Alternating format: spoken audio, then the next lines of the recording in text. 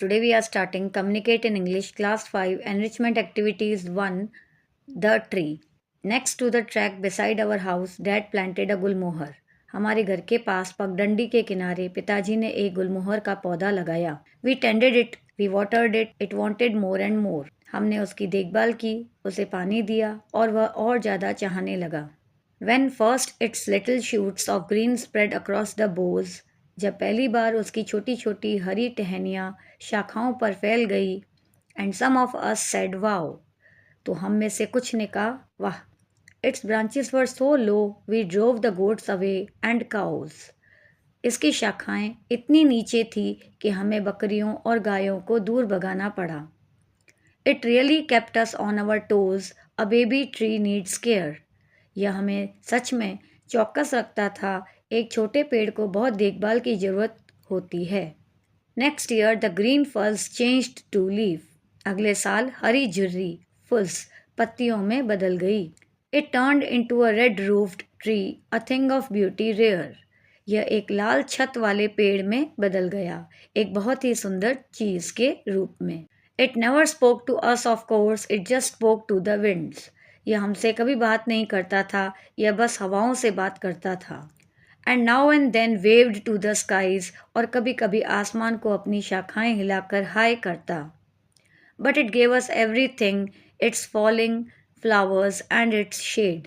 लेकिन इसने हमें सब कुछ दिया, इसके गिरते फूल और छाया. They covered half the track. उन्होंने आधी पगडंडी को ढक दिया. It sheltered us from sun and rain. इसने हमें धूप और बारिश से बचाया. The tree had paid us back. पेड़ ने हमें हमारी मेहनत का फल दे दिया. तो इसकी समरी है कि मेरे पिताजी ने हमारे घर के पास एक गुलमोहर का पौधा लगाया. हमने उसे पानी दिया, उसकी देखभाल की. धीरे धीरे वह बड़ा होकर हरा भरा और सुंदर लाल फूलों वाला पेड़ बन गया. इसके फूल और छाया हमें बहुत पसंद आए और यह हमें धूप और बारिश से बचाता.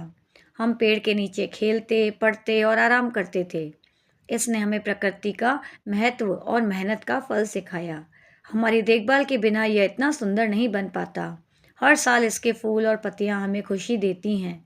यह पेड़ हमारे घर के आसपास एक दोस्त जैसा बन गया. हम महसूस करते हैं कि पेड़ हमें हमेशा प्यार और सुरक्षा देता है. इस कविता का मेन मॉरल या संदेश यह है कि प्रकृति हमें हमारे जीवन का आधार देती है, यानी पेड़. प्रकृति हमारे जीवन का आधार है और पेड़ हमारे अस्तित्व के लिए बहुत ही आवश्यक हैं. पेड़ न केवल हमें छाया देते हैं, फल, ऑक्सीजन और कई चीज़ें देते हैं. वे धरती को जीवित और सुंदर बनाए रखने में हमारी मदद करते हैं. तो कवि यहाँ पर ये कहना चाहता है कि मनुष्य स्वार्थ में आकर पेड़ों को काटता है तो वह वास्तव में अपने ही जीवन और आने वाली पीढ़ियों को नुकसान करता है. तो पेड़ों को नष्ट करना यानी पर्यावरण का विनाश करना. तो हमें ऐसा नहीं करना चाहिए.